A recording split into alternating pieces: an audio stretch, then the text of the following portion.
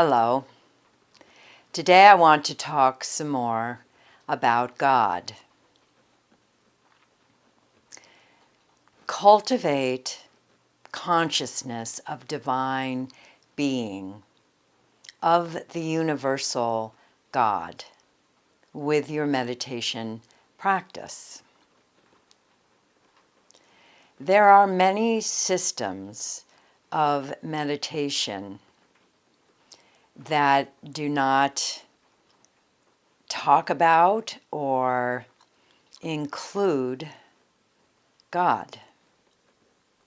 Mindfulness, awareness, the now.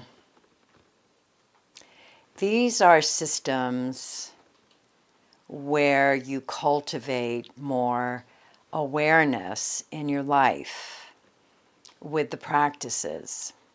And that is where the emphasis is. It's a good thing to cultivate more awareness in your life.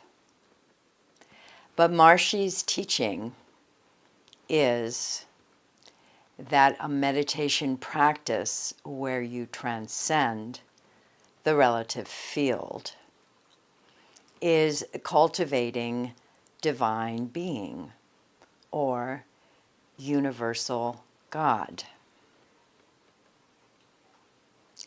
This is a very important distinction, as I'm sure you know. There are many ways to talk about the field of the Absolute, the field that underlies all of the created world, all of relativity that is bound by space, time, and causation. That field of the Absolute, on the other hand, is unbounded, is never changing, is absolute in its nature. And it is the essential constituent of the relative field that is always changing. That field of the Absolute is pure consciousness, is your self, is divine being that has always been, is always now, and always will be. It is eternal, it is never changing, and it is what underlies and is the finest constituent of the relative world that we live in. This pure consciousness is divine being. It is the universal God, and it is your self. Who you really are is a manifestation of universal God. It is your essential nature, and it is the essential nature of all the universe. The more that you experience universal God with a meditation practice where you transcend the relative field,